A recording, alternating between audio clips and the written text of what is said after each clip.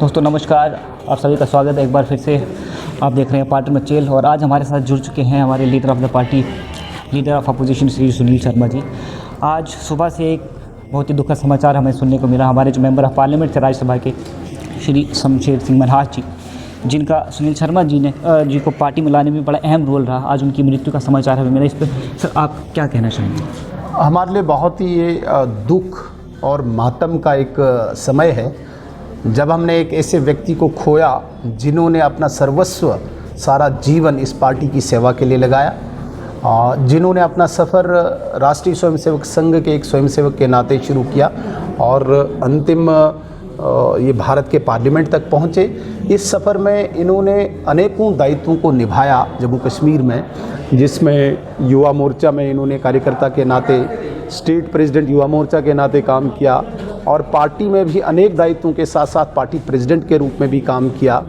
तो ऐसे व्यक्ति को खोना मुझे लगता है कि पार्टी के लिए एक बहुत बड़ा झटका है। मैं व्यक्तिगत रूप से भी बहुत आहत हूँ क्योंकि 97-98 में जब स्वर्गीय शमशेर सिंह मनहास जी जम्मू कश्मीर युवा मोर्चा के अध्यक्ष थे तो मुझे पार्टी में इन्होंने ही लाया था, युवा मोर्चा में इन्होंने ही लाया था।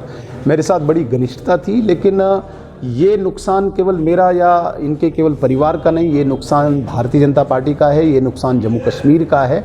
बहुत सेवा की है इन्होंने पार्टी को इस शिखर तक पहुंचाने में। पार्टी को शमशेर सिंह जी का बहुत बड़ा रोल है जो भुलाया नहीं जा सकता है और पार्टी हमेशा इनकी ऋणी रहेगी। ऐसा व्यक्तित्व दोबारा खड़ा करना, ऐसा व्यक्तित्व दोबारा मिलना एक असंभव, बहुत कठिन कार्य है अभी। सर दूसरा सवाल मैं ये पूछना चाहूँगा आपसे कि कई दिनों से, महीनों से हमारे जो JKPSI के एस्पायरेंट्स हैं वो लगातार एज रिलैक्सेशन की डिमांड कर रहे हैं। इस पर आप JKPSI एस्पायरेंट्स की डिमांड जो एज रिलैक्सेशन की है, मैंने काफ़ी समय से मेरे पास भी आया और मैंने लगातार लगभग 3-4 मीटिंग्स लेफ्टिनेंट गवर्नर साहब से भी की और इसके अतिरिक्त हायर अथॉरिटीज़ के सामने भी मैंने इनकी डिमांड को रखा और वहाँ से भी जो कंसर्न जो ऑफिसर्स हैं, अथॉरिटीज़ हैं, उनको कहा गया है कि इसको इशू को एड्रेस करना है, लेकिन अभी तक नहीं हुआ। मैं भी बीच में दिल्ली गया हुआ था, लेकिन ये ज़रूर एक सकारात्मक, एक पॉजिटिव सोच होने के नाते मैं वेट कर रहा हूँ कि कोई पॉजिटिव आउटकम इनके लिए आए और बड़े लंबे समय से जो इनकी डिमांड है वो पूरी हो, वो एड्रेस हो।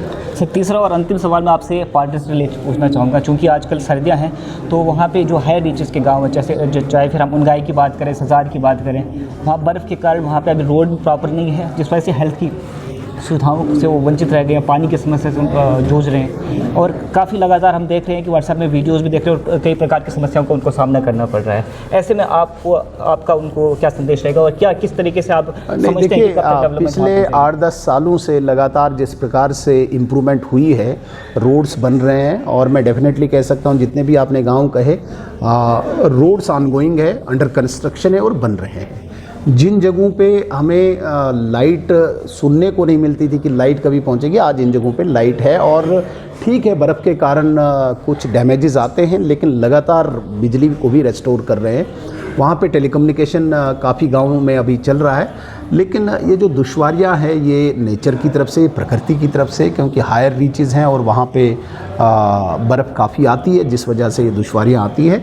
लेकिन आज राशन की मुझे नहीं लगता कि कहीं पे दिक्कत आ रही है, बिजली तुरंत रेस्टोर की जा रही है, पानी की दिक्कतें हैं, इसमें कोई शक नहीं है।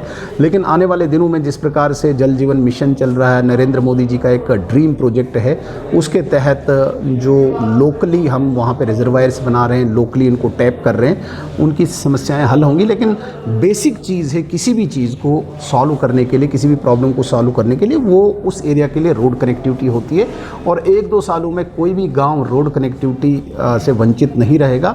रोड पहुंच गया तो सारी फैसिलिटीज़ पहुंच जाएंगी, विशेषकर हेल्थ फैसिलिटी, जो काफ़ी दिक्कतें हमें इस वक्त का हमें सामना करना पड़ रहा है। तो जो रोड पहुंच जाएगा उसी पे हमारा फोकस है, उसी पे हमारा सारा जोर है कि रोड वहाँ पहुँचे ताकि आने वाले दिनों में इस प्रकार की समस्याओं का कोई सामना। लास्ट एक हॉलिस्टिक सवाल पूछूंगा, जैसे कि आप देखते हैं कि हमारा अठोली मचेल जांसकार रोड है, आजकल न्यूज़ में भी रहा, उसका DPR बनाने की फिर से तैयारी की जा रही है।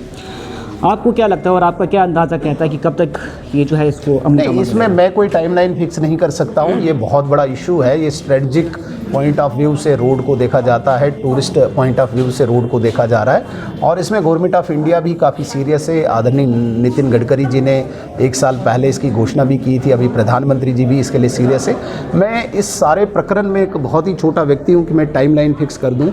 हाँ, मेरे पास जो कोशिश है, मेरे पास जो प्रयास है एमएलए होने के नाते उस स्थान का, मैं ज़ोर करूंगा कि जल्दी हो, लेकिन टाइम लाइन में फिक्स नहीं कर सकता हूं।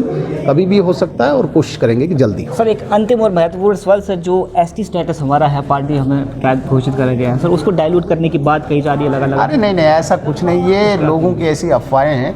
कैसे डाइल्यूट होगा? मार्जिनलाइज करने की वो जो पार्लियामेंट इतने बड़े हाउस में पास हुआ है उसे कौन अब डाइल्यूट करेगा? ये टोटल अफवाहें हैं और इन अफवाहों पे मुझे लगता है कि आप इतने सीनियर जर्नलिस्ट हैं और आपके चैनल को बहुत ही माइन्यूटली लोग देखते हैं, गंभीरता से भी लेते हैं। आप कन्वे कर दीजिए कि ये कोई ऐसे हल्की फुल्की बात नहीं कि कोई भी जाके इसको डाइल्यूट करे। It is not possible. बहुत बहुत धन्यवाद सर। ये थे हमारे सुनील शर्मा जी। ऐसे और वीडियो के साथ देखते रहिए पार्टी।